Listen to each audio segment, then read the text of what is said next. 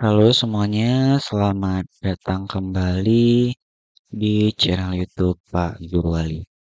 Nah, Bapak Ibu, apa kabar semuanya?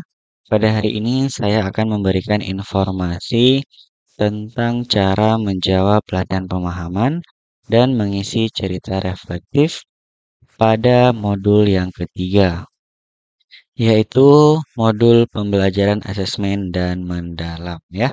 Nah, ini untuk yang umum ya. Nanti untuk PAUD dan juga SMK itu akan dibuat secara terpisah dan juga untuk BK ya. Silahkan simak video ini sampai dengan selesai. Nah, di sini langsung saja kita masuk ke dalam menu modul yang ketiga, yaitu pembelajaran mendalam dan asesmen untuk umum 2.0 ya. Nah, jadi di sini ada 4 topik ya yang harus dipelajari untuk Bapak Ibu pelajari dan juga menjawab latihan pemahaman dan mengisi cerita reflektifnya. Nah, langsung saja ya, kita mulai dari yang pertama. Di sini tentang UBD ya. Kita masuk. Nah, sebelum Bapak Ibu nanti menjawab latihan pemahaman dan juga cerita reflektif, ini nanti silahkan dipelajari terlebih dahulu ya. Nah, di sini ada beberapa materi yang harus dipelajari. Silahkan dipelajari terlebih dahulu, nanti baru kita akan menjawab latihan pemahaman. Ya, jika semuanya sudah tercentang hijau, baru nanti kita kerjakan latihan pemahaman dan mengisi cerita reflektifnya. Nah, sekarang kita pelajari terlebih dahulu ya. Nah, jadi di sini sudah dipelajari ya semua tentang materi yang ada pada topik yang pertama, yaitu tentang topik UBD. Nah, jadi setelah semuanya dipelajari, baru di sini menjawab untuk latihan pemahaman. Nah, jadi latihan pemahaman langsung saja kita klik di sini ya. Pemahaman. Nah, di sini ada 10 soal. Nah, di setiap topiknya nanti akan ada 10 soal untuk dijawab dalam latihan pemahamannya. Nah, di sini yang pertama, urutan fase yang diperlukan untuk merancang perencanaan pembelajaran berbasis pendekatan UBD adalah. Nah, jadi di sini tekan tentang UBD ya. Di sini jawaban yang paling tepatnya adalah E ya. Nah, kita jawab. Nah, kemudian kita lanjut. Di sini adalah merumuskan tujuan, merancang asesmen, dan kegiatan pembelajaran. Kemudian kita klik lanjut ya. Salah satu pertanyaan yang harus dialamatkan saat merencanakan pembelajaran menggunakan pendekatan UBD yaitu apa yang seharusnya dilakukan, diketahui, dan dipahami oleh murid di akhir pengajaran. Pertanyaan tersebut muncul pada saat guru akan. Jawabannya di sini adalah merumuskan tujuan pembelajarannya karena di sini ada merencanakan. Jadi harus merumuskan tujuan pembelajaran terlebih dahulu. Di sini kita klik jawab. Kemudian lanjut. Bagaimana saya dapat mengetahui bahwa pembelajaran telah mencapai hasil belajar yang diinginkan? Pertanyaan tersebut perlu dirumuskan oleh guru ketika akan melakukan tahap. Nah, jadi di sini jawabannya adalah C ya, yaitu merancang asesmen ya, karena di sini untuk dapat mengetahui eh, capaian hasil belajar yang diinginkan ya. Nah, jadi di sini kita klik jawab. Nah, kemudian kita klik lanjut. Bagaimana saya mendesain kegiatan pembelajaran agar murid yang beragam dapat mencapai tujuan pembelajaran? Nah, merupakan pertanyaan penting yang perlu dipertimbangkan pada tahap.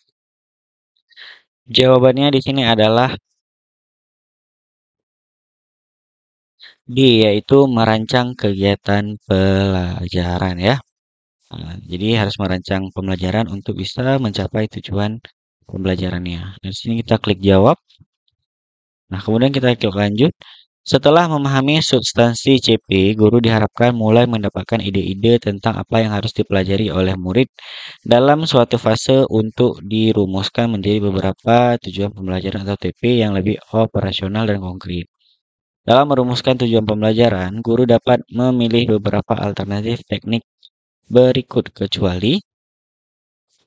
Nah, ini udah pasti jawabannya E ya, yaitu merumuskan TP berdasarkan intuisi pribadi tanpa mempertimbangkan kebutuhan murid. Nah, di sini kita klik jawab, kemudian kita klik lanjut. Nah, kemudian di sini capaian pembelajaran dapat dirumuskan merujuk pada teori belajar konstruktivisme dan kurikulum yang direncanakan dengan pendekatan UBD yang dikembangkan oleh Wings and McTighe. pada tahun 2025 ya. Dalam kerangka teori ini memahami merupakan kemampuan yang dibangun melalui proses dan pengalaman belajar yang memberikan kesempatan kepada murid untuk dapat menjelaskan, menginterpretasi, dan mengaplikasi informasi menggunakan berbagai perspektif dan berempati atas suatu fenomena bertitik tolak dari hal tersebut. Pernyataan di bawah ini yang benar dalam kerangka kurikulum nasional adalah, nah kita cari jawabannya ya. Nah, jawabannya di sini adalah E ya, yaitu menganggap bahwa memahami dapat dicapai tanpa melibatkan proses dan pengalaman belajar yang mendalam serta tanpa memberikan kesempatan untuk menjelaskan, menginterpretasi, dan mengaplikasi informasi dengan berbagai perspektif. Kita klik jawab. Oh, di sini salah ya. Di sini jawaban yang benarnya adalah D ya, yaitu pemahaman dimaknai sebagai suatu proses kognitif yang kompleks, tidak sederhana sebagai proses berpikir tingkat rendah ya. Nah, ini nanti Bapak Ibu dapat dikoreksi ya.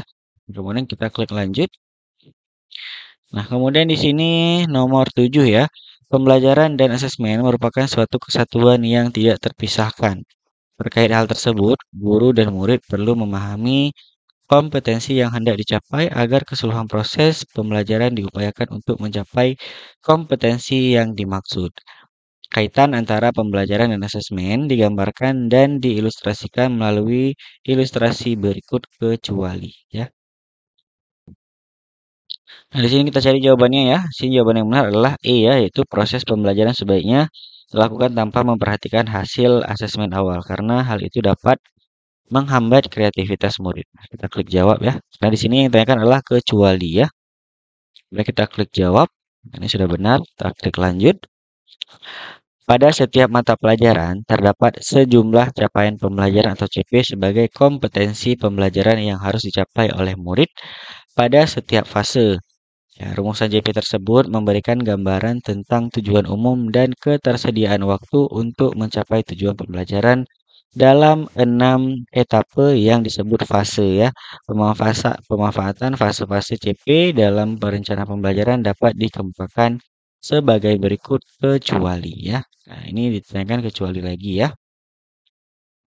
Nah, di sini jawaban yang benarnya adalah B ya, yaitu mendorong guru fokus pada ketercapaian CP di akhir fase tanpa perlu memperhatikan perkembangan murid dan kesinambungan proses pembelajaran antar kelas. Nah, kita klik jawab dan kita klik lanjut. Nah, pada akhir semester, Pak Tommy memberikan ujian akhir tertulis kepada semua siswa yang menentukan nilai kelulusan mereka di mata pelajaran matematika. Hasil dari ujian ini akan menjadi dasar laporan kemajuan belajar siswa kepada orang tua. Kegiatan asesmen yang dilakukan Pak Tommy termasuk dalam kategori. Nah, jawabannya di sini adalah C ya, assessment of learning ya. Kita klik jawab, kemudian kita klik lanjut. Nah, nomor 10, pernyataan terkait asesmen awal berikut ini yang kurang tepat adalah, ini jawaban yang tepatnya adalah A ya. Yaitu asesmen awal berfungsi untuk mendapatkan nilai capaian hasil belajar untuk dibandingkan dengan kriteria capaian pembelajaran yang ditetapkan. Ini kita klik jawab.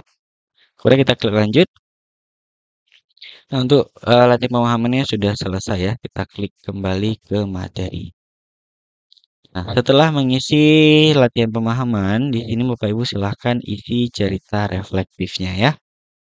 Nah, jadi di sini ceritakan bagaimana pendekatan understanding by design membantu Bapak Ibu dalam merancang pembelajaran yang lebih terarah dan bermakna.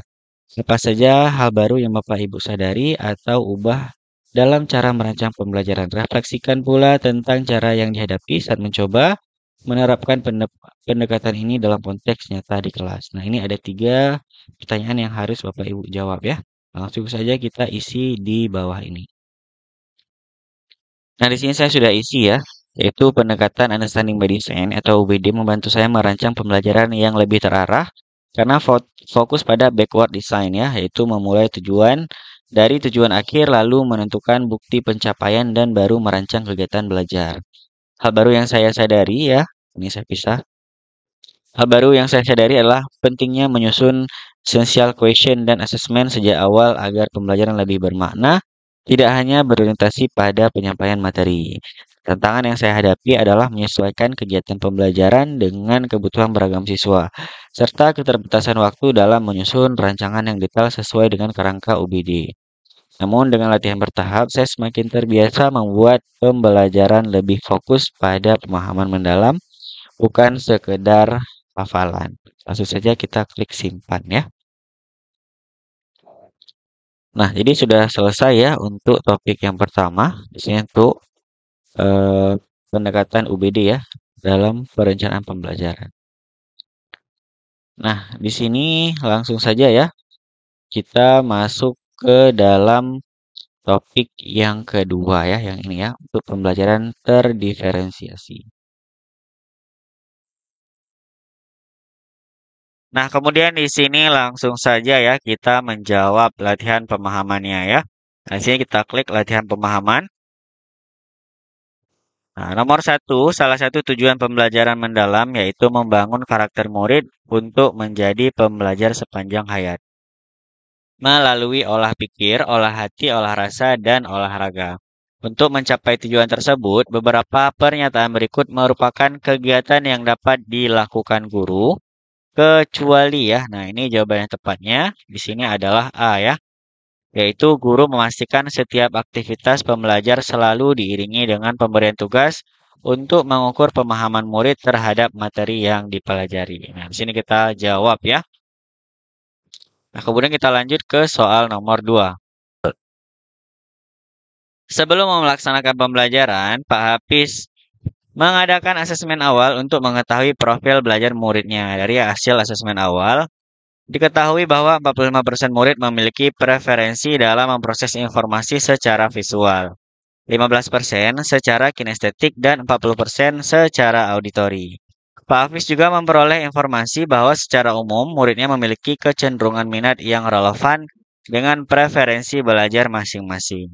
Berdasarkan data tersebut, Pak Hafiz merencanakan pembelajaran berdiferensiasi pada elemen proses sebagai berikut. Nah, kecuali ya. Nah, di sini nih ada tanda kecuali.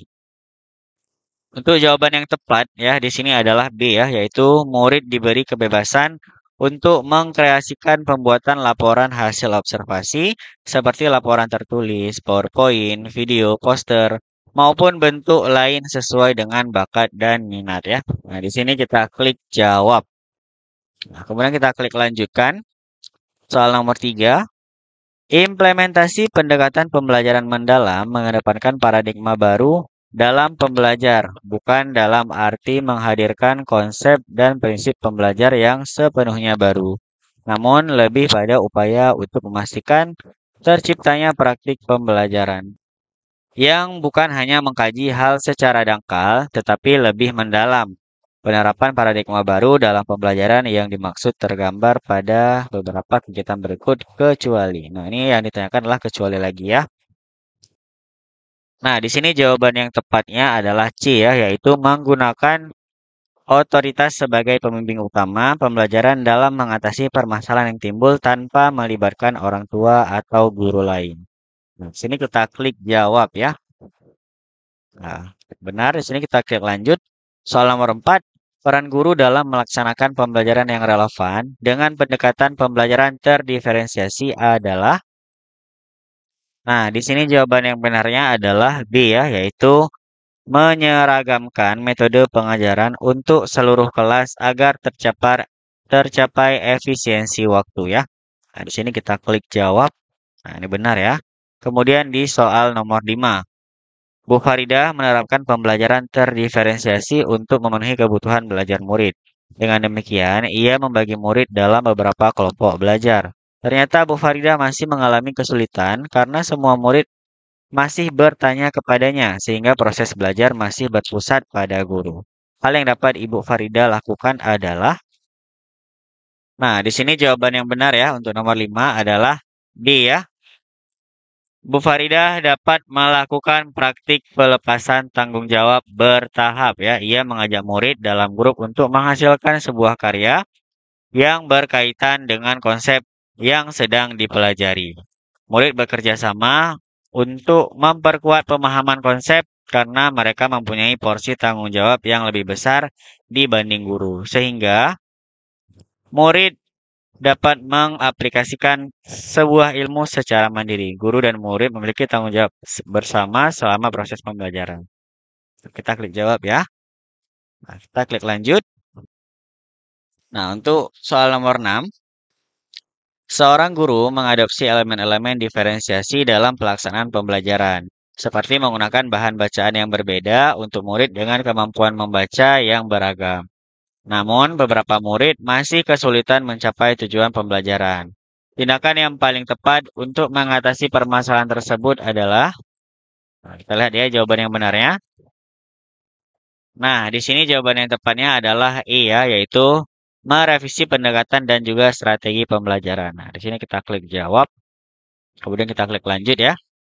Nah, nomor 7 di sini diberikan langkah-langkah sebagai berikut ya. Nah, satu, murid menentukan tujuan yang akan dicapai dalam hal apa yang ingin diketahui. Kemudian nomor 2, murid melakukan refleksi terhadap kemampuannya. Ketiga, guru memberikan gambaran rubrik sebagai harapan kompetensi dari capaian murid. Keempat, guru menginformasikan tujuan pembelajaran yang akan dicapai bersama.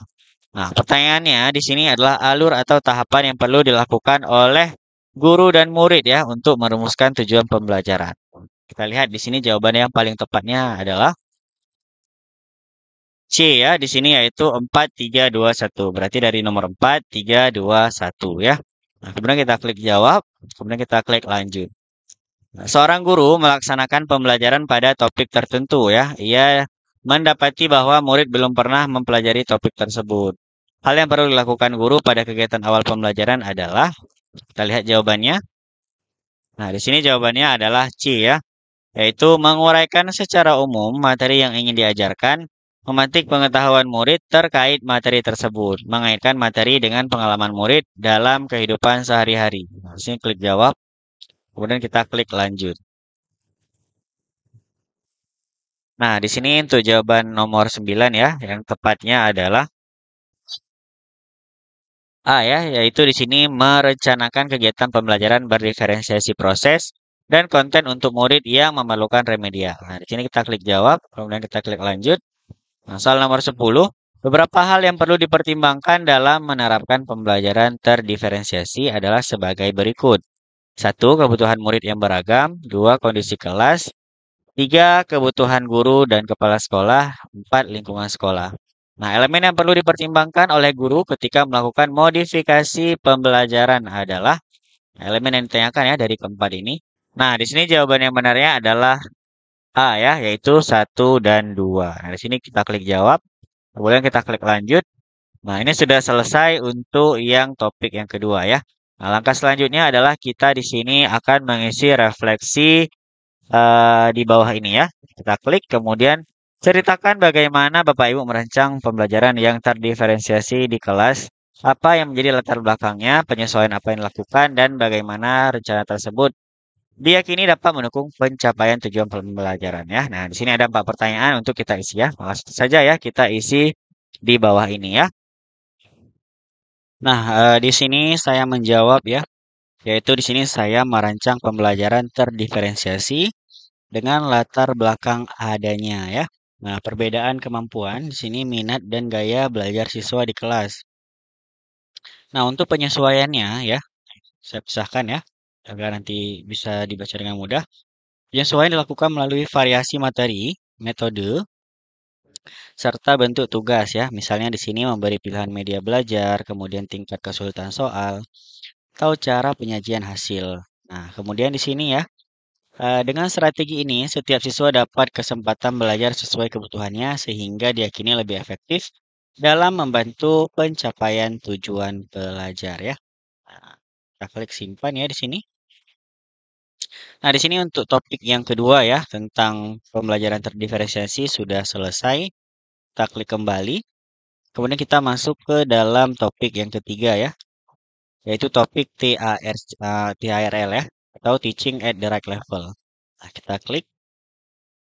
Nah, langsung saja ya, kita di sini masuk ke dalam latihan pemahamannya. Nah, di sini kita lihat ya, soal nomor 1, mana yang paling menggambarkan pembelajaran berbasis pendekatan TARL adalah.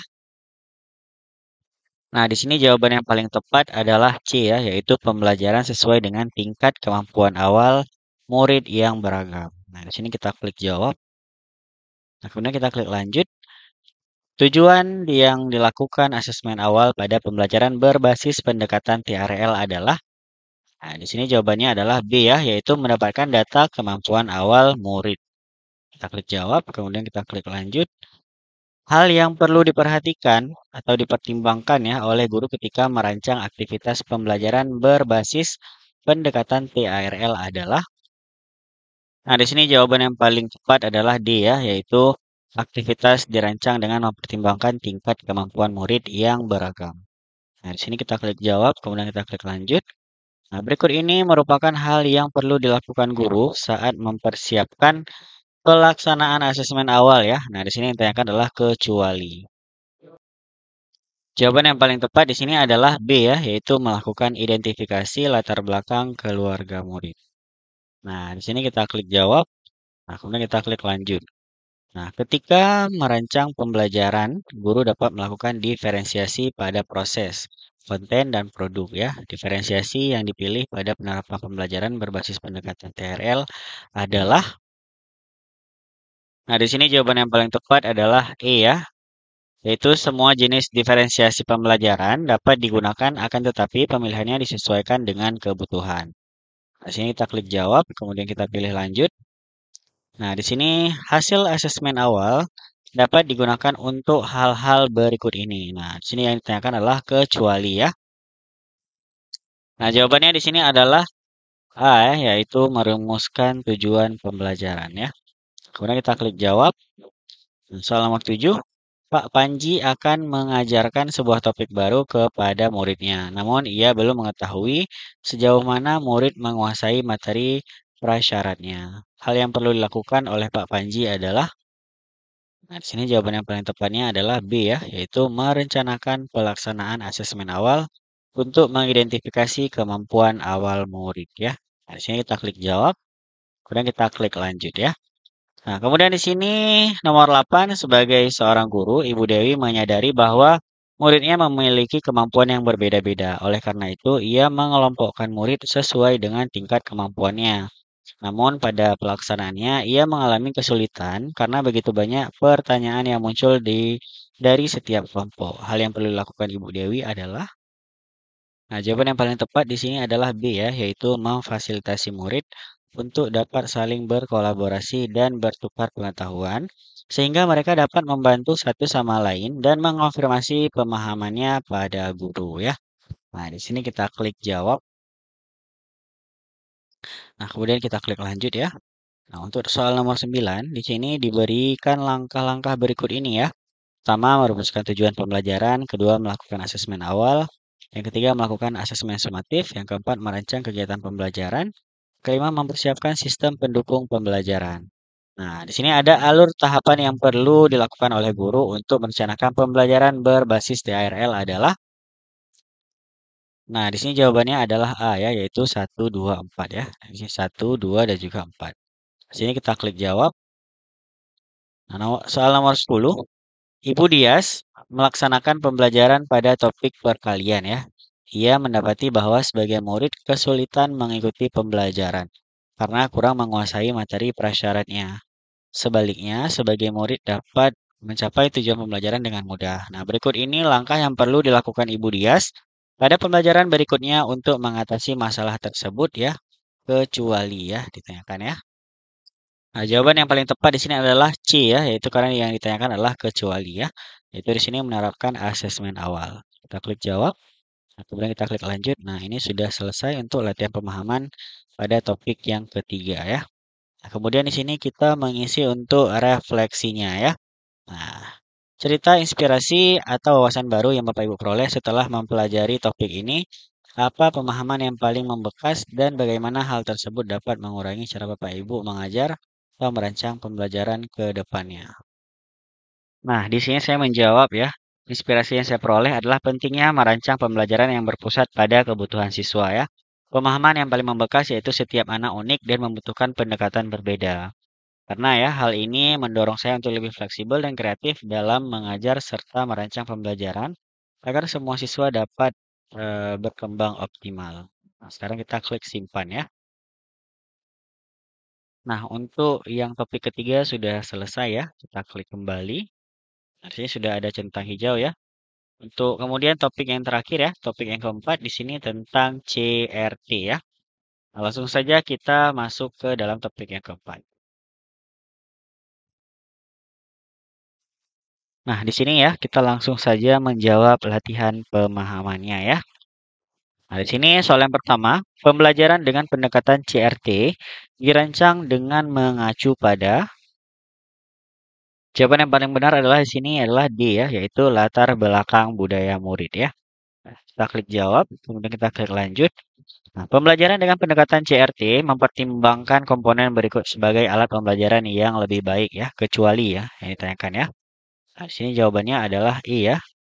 Kemudian kita klik jawab, kemudian kita klik lanjut ya. Nah, soal nomor 3, komponen pembelajaran yang dapat melewatkan pertimbangan terkait latar belakang budaya murid adalah jawaban yang benarnya di sini adalah A ya, yaitu tujuan pembelajaran. Kemudian kita klik lanjut. Soal nomor 4, guru perlu memiliki kesadaran multikultural yang kritis ya untuk. Nah, jadi jawaban yang paling benar adalah E ya, yaitu di sini semuanya adalah benar ya. Nah, kita klik jawab, kemudian kita klik lanjut. Nah, di bawah ini merupakan manfaat dari pembelajaran dengan pendekatan CRT ya. Nah, ini kecuali ya yang ditanyakan. Nah, jawaban yang paling benar adalah sini adalah E ya, yaitu meningkatkan kehadiran murid di sekolah. Nah, kemudian kita klik jawab. Nah, soal nomor 6, salah satu tahapan pembelajaran dengan pendekatan CRT adalah mengidentifikasi latar belakang murid ya. Pada tahapan ini diharapkan. Nah, jawaban yang paling benar adalah di sini D ya, yaitu murid diajak untuk mengenal identitas budayanya sendiri yang berkaitan dengan materi yang akan disampaikan. Kita klik jawab. Ini kita lanjut. Pada suatu pertemuan pembelajaran, murid Pak Widi sangat antusias ketika membandingkan hasil diskusi terkait budaya dengan topik yang sedang mereka pelajari. Namun, Pak Widi pun menyadari bahwa ia perlu mengambil peranan dalam diskusi tersebut agar pembelajaran tetap pada jurnalnya atau pada jalurnya ya. Dalam hal ini, Pak Widi dapat berperan sebagai, nah yaitu sebagai fasilitator ya di sini. Kita klik jawab, kemudian lanjut. Pak Raffi sedang melakukan pembelajaran dengan pendekatan CRT di kelasnya. Muridnya kebingungan mencari benang merah antara materi yang sedang dipelajarinya dengan budayanya ya. Hal yang dapat dilakukan Pak Raffi adalah, nah jawaban yang paling benar di sini adalah A ya, yaitu meminta murid untuk saling berkolaborasi dan mencari informasi dari berbagai sumber. Nah, di sini kita klik jawab, dan lanjut. Nah, di sini Dava adalah seorang murid asal Kalimantan ya. Dia mengikuti orang tuanya pindah rumah ke Bandung ya. Teman-teman di sekolahnya mayoritas suku Sunda. Dava merasakan kesulitan untuk beradaptasi dengan perbedaan budaya. Berikut ini hal yang dapat diprioritaskan guru untuk membantu Dava ya. Nah, di sini yang ditanyakan adalah kecuali ya. Nah, jawaban yang paling benar adalah E ya di sini ya, yaitu memberikan kelas tambahan bahasa daerah secara gratis agar ia dapat meningkatkan kemampuan akademiknya. Kita klik jawab. Nah, kemudian nomor 10, yang terakhir ya. Ibu Asri adalah guru bahasa Inggris ya. Hari ini Ibu Asri ingin muridnya bercerita tentang makanan tradisional. Menggunakan bahasa Inggris ya. Kegiatan di bawah ini dapat dilakukan oleh Bu Asri kecuali ya. Nah, jawaban yang paling benar di sini adalah C ya, yaitu mengajak murid membuat makanan tradisional sebagai bahan untuk membuat cerita. Di sini kita klik jawab. Kemudian sudah selesai untuk menjawab latihan pemahaman ya. Kembali ke materi. Nah, kemudian kita lanjut untuk mengisi cerita refleksinya. Nah, di sini ditanyakan ceritakan apa saja inspirasi, wawasan baru atau perubahan cara pandang yang Bapak Ibu peroleh setelah mempelajari topik ini ya. Bagaimana pemahaman tersebut berpotensi mempengaruhi cara Bapak Ibu merancang dan melaksanakan pembelajaran di kelas ke depan. Nah, langsung saja ya kita jawab ya. Nah, di sini saya menjawabnya yaitu saya mendapatkan wawasan bahwa pembelajaran harus lebih berpusat pada siswa, menekankan keberagaman dan memberi ruang pada pengalaman belajar yang bermakna. Pemahaman ini akan mempengaruhi saya untuk merancang pembelajaran yang lebih fleksibel, diferensiatif, dan kontekstual agar setiap siswa merasa terlibat dan berkembang sesuai dengan potensinya ya. Kita klik simpan. Nah, sudah selesai ya untuk menjawab latihan pemahaman dan juga cerita reflektif pada modul yang ketiga ya. Nah, langkah selanjutnya itu nanti akan menjawab post-test dan juga membuat jurnal pembelajaran ya. Nah, bagi Bapak Ibu yang memiliki kesulitan ya dalam mengerjakan modul ya dan juga post-test ataupun jurnal, Bapak Ibu silahkan klik link yang ada di deskripsi. Kemudian silahkan klik gabung di Telegram Pak Guru Wali ya. Nah, nanti di dalam Telegram akan ada admin yang bisa Bapak Ibu hubungi untuk meminta bantuan pada kesulitan Bapak Ibu masing-masing ya. Nah, terima kasih kepada Bapak Ibu yang telah menonton video ini. Jangan lupa untuk like video ini jika Bapak Ibu menyukai video ini. Dan juga jangan lupa untuk share video ini jika Bapak Ibu merasa video ini bermanfaat. Dan juga jangan lupa untuk klik tombol subscribe agar membantu channel YouTube Pak Guru Wali terus berkembang. Serta Bapak Ibu akan mendapatkan informasi terbaru dari channel YouTube Pak Guru Wali. Sampai jumpa di video selanjutnya.